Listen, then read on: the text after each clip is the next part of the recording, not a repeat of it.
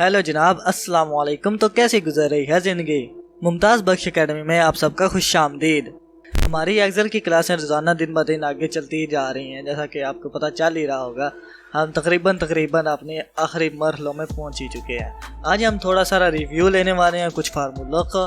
उसके बाद हम देखने जा रहे हैं कि हम एक रिज़ल्ट कार्ड स्कूल के लिए किस तरह क्रिएट कर सकते हैं। ये बेसिकली एक प्रैक्टिस ही है। इसमें हम एक ऐसी शीट तैयार करना चाहते हैं जिसमें हम ऑब्टेन मार्क्स बताएं और उसके हिसाब से परसेंटेज कैलकुलेट हो जाए, बच्चा पास या फेल है वो पता चल जाए। उसके बाद सप्लाई उसकी कितनी आई है वो अगर ओवरऑल पता चल जाए कि पास है या फेल है। मैं चाहता हूँ कि ये जो डाटा है ये मैं बताऊँ, पता चल जाए कि क्या चीज़ चल रही है। उसके बाद एवरेज भी, मैक्सिमम, मिनिमम, कितने सब्जेक्ट्स में वो पास है फ्लाटिम का, और उसका ग्रेड भी। इधर मैं अगर छोटी वैल्यूज़ को लिखता हूँ, एक में उसकी 24 है, दूसरे में 66 है, 45 है, 78 है, 99 है या फिर 45 है, तो वो बता देगा कि एक में उसका एक सब्जेक्ट में वो फेल है जिसमें उसकी सप्ली आई है। उसके बाद ऑब्टेन मार्क्स उसके इतने हैं, परसेंटेज उसकी ये बन रही है, ग्रेड उसका सी है, कितने सब्जेक्ट में पास है या फेल है वो बताया उन्होंने, मैक्सिमम मिनिमम नंबर बताए हैं और एवरेज वगैरह भी। तो बिना टाइम वेस्ट किए स्टार्ट करते हैं कि किस तरह हम इस तरह की शीट क्रिएट कर सकते हैं। तो डाटा वगैरह सारा मैंने लिख लिया है, तो हम अब स्टार्ट कर रहे हैं। ये बेसिक सिंपल ही था कि मैंने इसको मर्ज एंड सेंटर किया, ऊपर हेडिंग दे दिया रिजल्ट कार्ड की, स्टूडेंट के नेम्स, क्लास और स्कूल आ जाएगा। इन दो कॉलम को मैंने मर्ज कर दिया। उसके बाद मैंने हेडिंग्स बता दिए जो मुझे चाहिए, टोटल मार्क्स वगैरह हैं, मार्क्स भी मैंने रैंडमली एंटर कर दिए हैं। इधर फार्मूला मैंने लगाया था दोनों सम वाला, मतलब मैंने इक्वल का साइन डाला है, सम लिखा है, तो ब्रैकेट स्टार्ट किया है। इन वैल्यूज़ को मैंने सेलेक्ट करके एंटर प्रेस किया और उसके बाद मुझे वैल्यूज़ आ गई हैं। यही फार्मूला मैंने इधर कॉपी कर दिया है और वो वैल्यू सारी कैलकुलेट हो जाएंगी। परसेंटेज भी उसी तरह मालूम करते हैं जिस तरह पहले बताई गई थी आपको। आपने इक्वल का साइन डालना है, उसके बाद आपने ऑब्टेन मार्क्स को डिवाइड कर देना है टोटल मार्क्स से। एंटर प्रेस करेंगे, आपकी वैल्यू आ जाएगी। लेकिन हम परसेंटेज में चाहते हैं तो यहाँ से परसेंटेज के साइन पर क्लिक करेंगे, वो 89% शो कर देगा। इसी तरह ही हम नीचे ड्रैग करके फार्मूला साहब पर ले आएंगे। इसी तरह ही वो ओवरऑल परसेंटेज भी बता देगा क्या आ रही है। उसके बाद बाकी सब्जेक्ट वाइज भी वो परसेंटेज बता देगा कि बच्चे की क्या परसेंटेज है। उसके बाद हमने चेक करना है कि बच्चा पास है या फेल है, तो उसके लिए इफ़ वाली कमांड लगेगी। इफ़ की कमांड लगाने के लिए हम सिंपल इक्वल का साइन प्रेस करेंगे, उसके बाद लिखेंगे इफ़, ब्रैकेट स्टार्ट करेंगे। हम चाहते हैं कि अगर ये परसेंटेज जो है ये ग्रेटर है या बराबर है 33% के, तो फिर अगर बराबर है ये ट्रू हो जाता है या बड़ी है वैल्यू, तो आपने शो करवा देना है पास है, ठीक है। नहीं तो आपने शो करवा देना है फेल। एंटर प्रेस करेंगे, वो बता देगा कि बच्चा पास है या फेल है। इधर हम एक और हेडिंग का इजाफा कर लेंगे कि टोटल फेल है या टोटल पास है। हम चाहते हैं कि वो कितने सब्जेक्ट में टोटल फेल है, ठीक है। किसी में नहीं हुआ तो इधर 0 आ जाए। तो उसके लिए हम एक और कमांड देंगे कि इफ़ ये वैल्यू बराबर है पास के, तो आपने शो कराना है 0, नहीं तो आपने शो करा देना है 1, ठीक है। एंटर प्रेस करेंगे, वो पास है तो 0 शो करा रहा है। इसको हम नीचे तक यहाँ पर ले आएंगे। उसके बाद इधर हम फार्मूला लगा देंगे सम का। मैं इधर से सम का फार्मूला कॉपी कर लेता हूँ, इधर पेस्ट करूँगा तो वो फार्मूला इधर पेस्ट हो जाएगा। इसके बाद हम देखना चाहते हैं कि ओवरऑल वो फेल है या उसकी सप्ली आई है या फिर क्या सीन चल रहा है, ठीक है। तो मैं इसको थोड़ा और अंदाज में कर देता हूँ कि मैं ये भी देख लेता हूँ कि फेल है या इसके मार्क्स थोड़े कम कर देते हैं, जिससे हमें अंदाज़ा हो जाएगा कि बच्चे फेल का क्या सीन चल रहा है, ठीक है। इसमें भी 22 कर देते हैं, 33, 32। इधर वो शो करा रहा है कि अब उसकी 3 सप्लियाँ आ चुकी हैं। इसको हम मर्ज एंड सेंटर कर देते हैं। मैं इधर दिखाना चाहता हूँ कि बच्चा फेल है, पास है या उसकी सप्ली है, ठीक है। कोई भी बच्चा फेल तब होगा जब उसकी 3 सप्लियाँ होंगी या 3 से ज़्यादा होंगी, ठीक हो गया। और अगर वो पास है तो इधर 0 आना चाहिए, और अगर 0 से कोई भी चीज़ बड़ी हो जाती है, 0, 1, 2 आ रही हैं, तो 1 और 2 आ रही है, तो इधर शो हो जाए कि सप्ली है। तो उसके लिए सिंपल यही करेंगे कि इक्वल का साइन डालेंगे।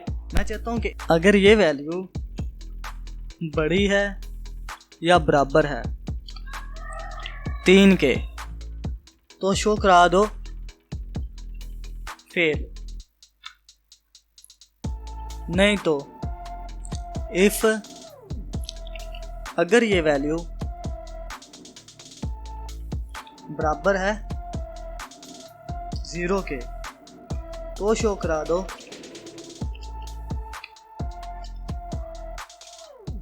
पास, नहीं तो सप्ली। एंटर प्रेस करेंगे तो बता देगा कि बच्चा फेल है या पास है। लाइक इधर अगर मैं मतलब कोई सब्जेक्ट इंक्रीज कर देता हूँ, इधर मैं 55 लिख देता हूँ तो बता देगा कि 2 में फेल है तो सप्ली आई है उसकी। ये चीज़ें होंगी। उसके बाद मैं देना चाहता हूँ कि एवरेज कितनी है। उसके लिए हम एवरेज का फार्मूला लगा देंगे, AVERAGE एवरेज, जो उसका स्पेलिंग है। उसके बाद हम वैल्यू सेलेक्ट कर लेंगे कि हम किनकी एवरेज चेक करना चाहते हैं, उनको सेलेक्ट करेंगे, एंटर प्रेस कर देंगे। इसी तरह मैक्सिमम निकालना है तो हम इक्वल का साइन डालेंगे, मैक्स लिखेंगे। मैक्स लिखने के बाद आपने मतलब वैल्यू सेलेक्ट कर देनी है कि जिनमें से आप मैक्स वैल्यू चाहते हैं। इसी तरह इक्वल का साइन डालेंगे और मिनिमम वैल्यू भी सिलेक्ट कर लेंगे। अब मैं चाहता हूं कि वो कितने सब्जेक्ट में पास हुआ है, वो किस तरह चेक करेंगे। उसके लिए मैं फार्मूला लगाऊंगा काउंट इफ का। अब मैं चाहता हूं कि वो एक रेंज सेलेक्ट कर ले, लाइक ये अगर इसमें लिखा हुआ है पास तो वो उसको सिर्फ काउंट करे, ठीक है, और वो शो करा दे। मतलब वो अब इधर शो करा रहा है कि वो 4 सब्जेक्ट में पास है, ठीक है। मैं इसके साथ लिखना चाहता हूँ 4 के साथ सब्जेक्ट भी खुद ब खुद लिखा हुआ आ जाए, तो उसके लिए मैं राइट क्लिक करूँगा और उसके बाद फॉर्मेट सेल पे चला जाऊँगा। फॉर्मेट सेल पे जाने के बाद आपने कस्टम में आ जाना है। उसके बाद जनरल को रिमूव करना है। आपने बताना है कि पहली वैल्यू आपकी होगी नंबर। उसके बाद आपने डबल कोट्स में लिखना है सब्जेक्ट।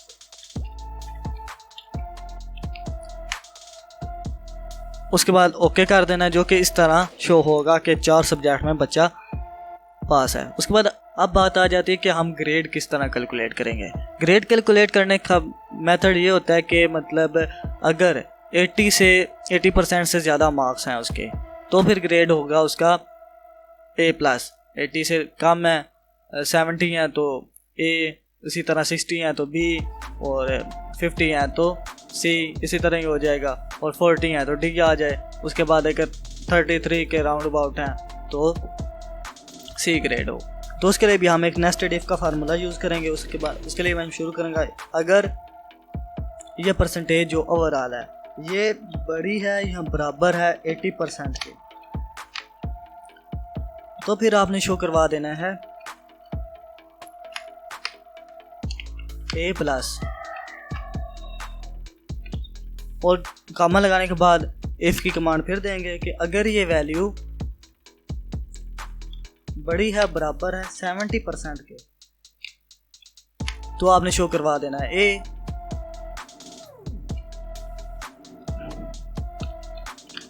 और अगर ये वैल्यू है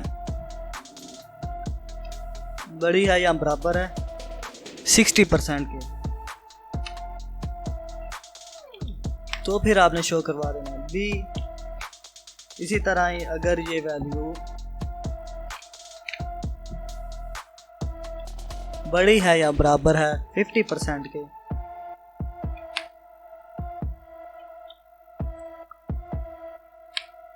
तो आपने शो करवा देना है C। और अगर ये वैल्यू बड़ी है या बराबर है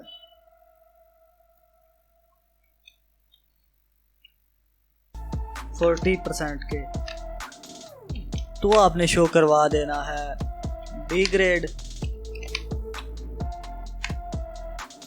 नहीं तो फेल। एंटर प्रेस करेंगे और वो बता देगा कि ये B ग्रेड है या जो भी है। उम्मीद करता हूँ इतनी समझ आ गई होगी आपको। अब आप देखते हैं कि इसको थोड़ा मतलब अच्छे अंदाज में किस तरह शो करवाना है। मैं चाहता हूँ कि इनके साथ बॉर्डर लगे हुए आ जाए। उसके लिए हम सिंपल यही करेंगे कि इधर अलाइनमेंट वाले जगह पर जाएंगे। उसके बाद बॉर्डर को सिलेक्ट करेंगे, बॉर्डर की थिकनेस आउटलाइन दे देंगे, इनसाइड दे देंगे, ओके प्रेस कर देंगे। ओके प्रेस करने के बाद हम अब मैं चाहता हूँ कि हेडिंग्स को कोई और कलर आ जाए जो कि थोड़े डार्क वाले हों और बाकी चीज़ों को डिफरेंट कलर आ जाए। हेडिंग को सिलेक्ट कर लूँगा जो भी हैं, कलर वाले ऑप्शन में जाऊँगा, कलर कर दूँगा जो कि मैंने करना है। ये सिलेक्ट करने के बाद अब बाकी चीज़ों को सिलेक्ट कर दूँगा। कंट्रोल को होल्ड करते हुए अगर सिलेक्ट करूँगा तो वो पिछली बार भी सिलेक्शन रहेगी। अब मैं चाहता हूँ कि इसको थोड़ा मतलब लाइट कलर चला जाए, वो आ जाएगा। अब मैं चाहता हूँ कि मतलब कॉलम वाइज जो मैंने ये चीज़ें ली हुई हैं वो दूसरी जगह पर भी कहीं पर चली जाएं। अब मैं चाहता हूँ कि थोड़ा नीचे आ जाए, उसके लिए मैं इधर क्लिक करूँगा, राइट क्लिक करूँगा, इंसर्ट अ सेल कर दूँगा, मतलब इधर वो पूरी एक रो आ जाएगी। इसको मैं नो फिल कर देता हूँ। उसके बाद मैं चाहता हूँ कि ये इधर पेस्ट हो जाए, यही कलरिंग, यही मेथड। उसके लिए मैं इन दोनों को सिलेक्ट करूँगा, इधर जाऊँगा फॉर्मेट पेंटर में, सिलेक्ट करके इनको सिलेक्ट करके इधर कलर कर दूँगा, वो खुद बॉर्डर भी लगा देगा। उसके बाद कलरिंग भी हो जाएगी। तो मैं चाहता हूँ कि इधर भी हो जाए, तो इनको सिलेक्ट करूँगा, फॉर्मेट पेंटर में जाऊँगा और इनको भी कलर कर दूँगा। अब ये देखें दोनों अनमर्ज हो गए हैं, इनको भी मैं इधर से मर्ज कर दूँगा। अब वो पहले की तरह सिंपल हो गया है, लेकिन मैं चाहता हूँ कि इस तरह ये मर्ज ना हो, मतलब सिंगल टाइप पे हो। तो फिर अंडू करूँगा, इन दोनों को पहले सेलेक्ट करूँगा, मर्ज कर लूँगा और इसको नीचे ड्रैग करके ले आऊँगा, तो ये सिंपल मर्ज हो जाएंगे।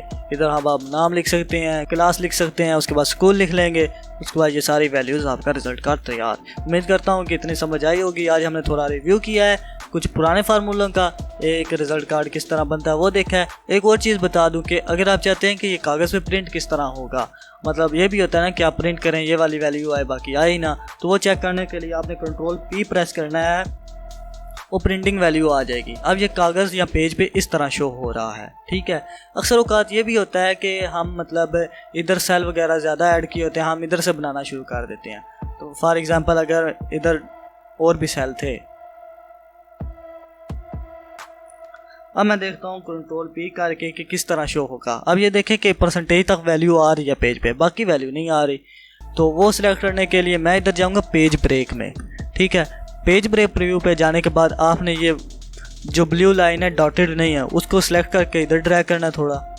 उसके बाद ये जो है ये लाइन पेज को ब्रेक करती है, आपने इस लाइन को बाहर की तरफ ले आना है, जिसकी वजह से ये आपको पेज शो करवा देगा कि कितना आ रहा है। उसके बाद अगर अब हम कंट्रोल P करते हैं तो अब हमें पूरी वैल्यू आ रही है, लेकिन साथ में ये भी शो हो रहा है। तो इसको भी काम करने के लिए पेज ब्रेक में जाएंगे, उसके बाद ये वैल्यू सेलेक्ट करेंगे, इसको इधर तक ले आएंगे जहाँ तक हम चाहते हैं, फॉर एग्जांपल इतना। उसके बाद सिंपल नॉर्मल में आएंगे, कंट्रोल P करके देखेंगे, आप देखें सेंटर में आ रहा है। तो इस तरह करना चाहिए। वैसे बेहतर तो यही होता है कि आप यहाँ से शुरू करें, कि यहाँ से बेस्ट रहता है, इस तरह बेहतर अंदाज में शो होगा। तो हमेशा यही चाहिए कि आप शुरू से ही सोच के चलें कि आपने क्या करना है। उम्मीद करता हूँ वीडियो पसंद आई होगी। तो मिलते हैं किसी नेक्स्ट वीडियो में, तब तक के लिए अल्लाह हाफिज़।